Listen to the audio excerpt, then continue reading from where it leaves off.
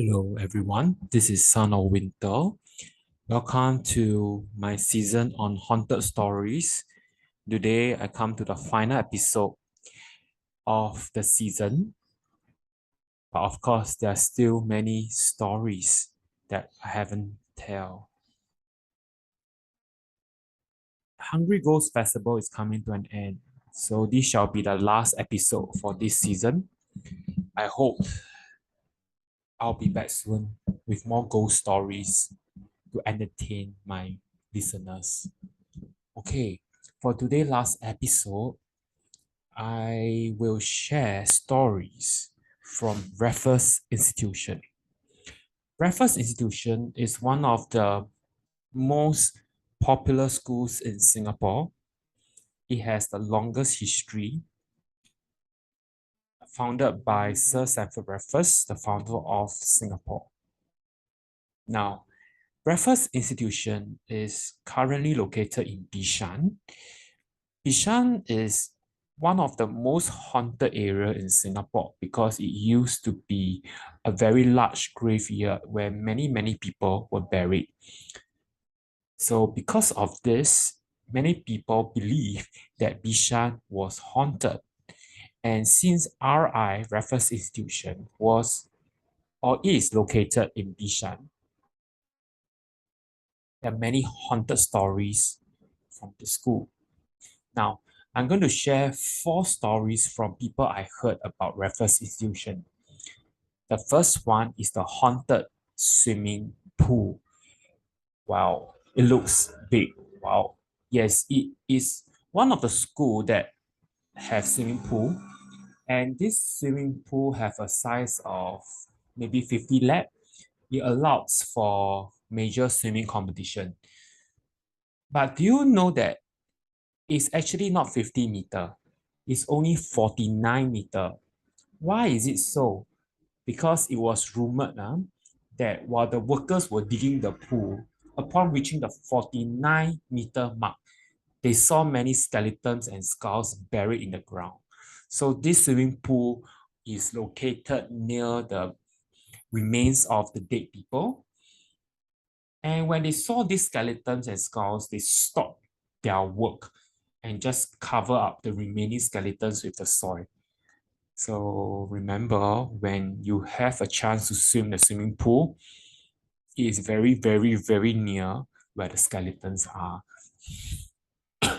And this is another view of the swimming pool. Looks good, right? Yeah. It looks very pro from the surface, but you never know what is beneath it. Okay, the next one is the story of the old women at the school field. So this is the story. So there was this camp organized one night in a block of classroom near the field. So there was this boy who was unable to sleep, went out to this school field to take a slow walk. We do not know why lah. He did that. So he jogged to the middle of the field, lay down and looked into the sky. Just then he noticed an old lady with very long hair, wearing a white gown, gliding towards him. He did not suspect anything, so she asked him sternly, "What's the time now?" He said, 3 a.m. So it was rumored that you shouldn't tell the time to anyone or else you will die. So this old woman smiled and glided off. Only then did the boy suspect something strange. Why would an old lady be doing in the middle of the night in the school field?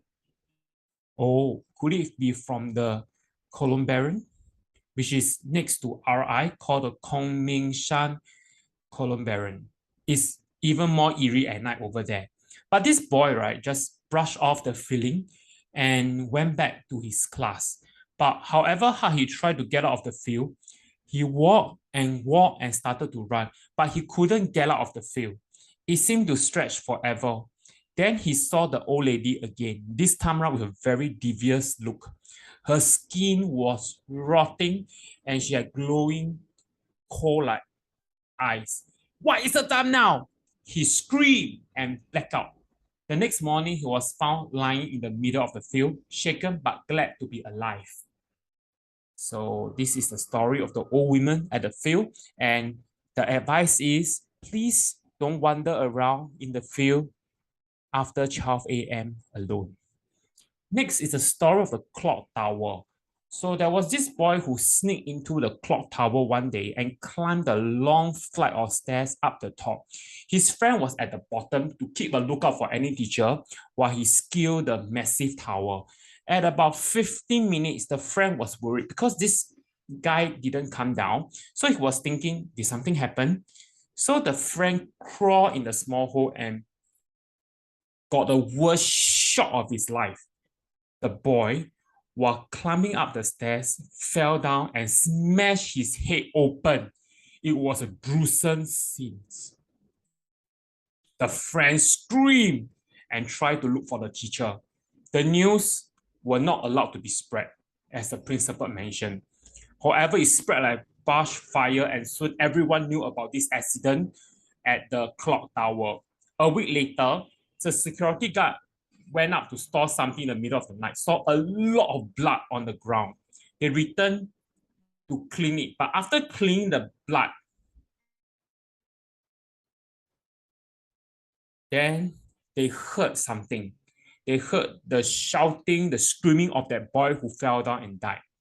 So the clock tower was haunted with that boy. Not sure whether that boy is still around there. Next is the story of the biology lab. So it was rumored that very, very long time ago, a pregnant teacher teaching in the bio lab had a miscarriage, and she died on the spot because of excessive loss of blood. And it was rumored that this fetus was kept in the bio lab for future learning. However, nights onwards, especially on the anniversary of the lady death, you could hear weird cries from the science block at night, specifically from the third floor in the wee hours of the night. Green lights were also reported to have been seen. Students swore they saw a small object drenched in blood calling, "Mama, Mama." Apparently, the fetus was back looking for its mother. No one, not even the most courageous student nor the staff, dared to venture near the dreadful area at night. Lab technicians quickly packed up and left before 8 p.m.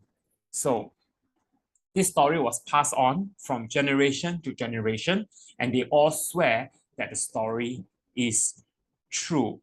So that's about it. This is a very short story, collections of haunted stories in RI, Raffles Institution.